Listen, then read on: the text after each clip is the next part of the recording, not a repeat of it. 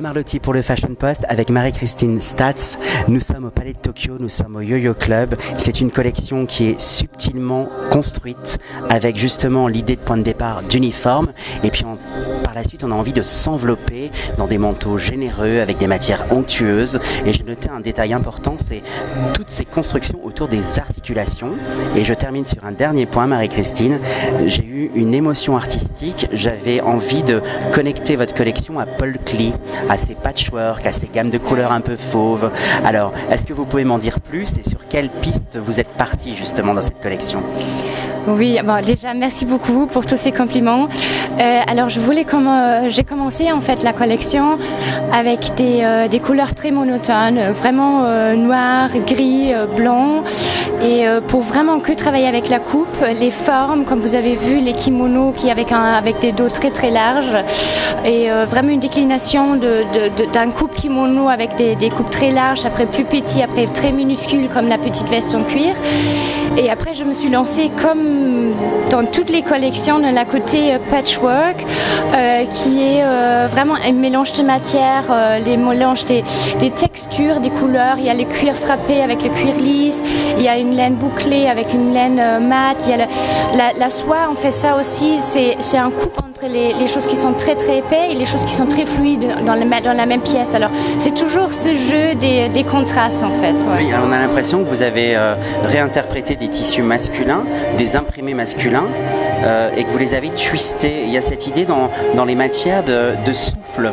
On a l'impression que c'est des gaufres à croquer. J'ai en souvenir un manteau hyper généreux, en chevron, mais il y a c'est quoi? C'est le tissage qui donne à la matière un aspect technique nouveau? En fait, on a fait un traitement, une matelassage.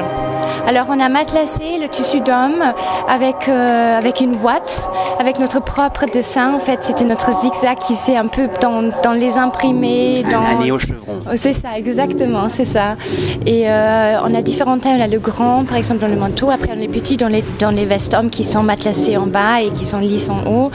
Alors tout ça, c'est toujours l'idée de prendre quelque chose qui est assez classique, mais le rendre moderne et nouveau en fait. Ouais.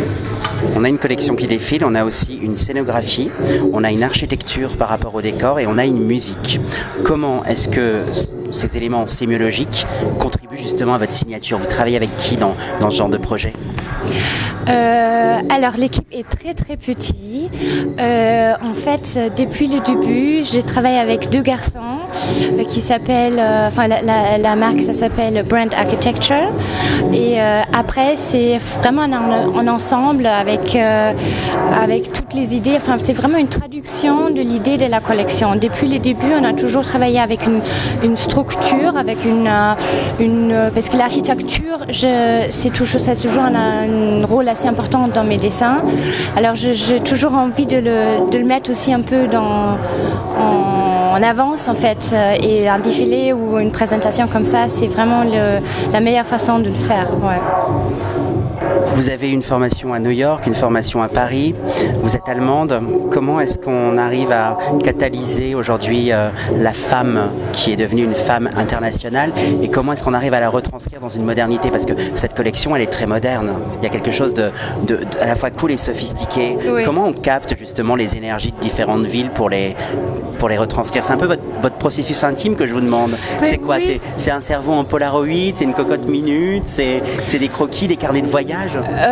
Oui, je crois que c'est un peu tout. C'est beaucoup la ville en fait, je crois. C'est de voyager de temps en temps, ça fait du bien, parce que c'est la femme réelle en fait. Quand vous voyez les vêtements, c'est pas compliqué à mettre, c'est pas compliqué à porter. Alors c'est une femme réelle qui habite dans les villes, qui travaille, on a envie des choses qui sont confortables, qui fonctionnent, mais à la fois qui sont cool mais chic. Alors c'est toujours une réinterprétation, ou en fait c'est une recherche des facettes d'une femme en fait. Et cette femme, c'est vous, non? C'est un peu un autoportrait? Je ne sais pas. Moi, je trouve que c'est vous. Je ne sais pas, mais ça vient de moi. Oui, éventuellement. Ouais. Voilà, mais l'autoportrait, ça sera une très belle conclusion. Merci beaucoup, parce qu'il y a le show qui tourne. Oui. Donc je ne vais pas vous perturber. Merci. Bon show, belle collection, et je vous dis à la saison prochaine. C'était William Arlotti pour le Fashion Post.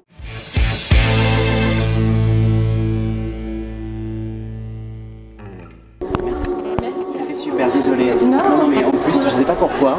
En fin de compte, j'aurais pas dû boire cette coupe de champagne. Non, mais c'est pas grave. Ça n'arrive pas. On est là pour ça.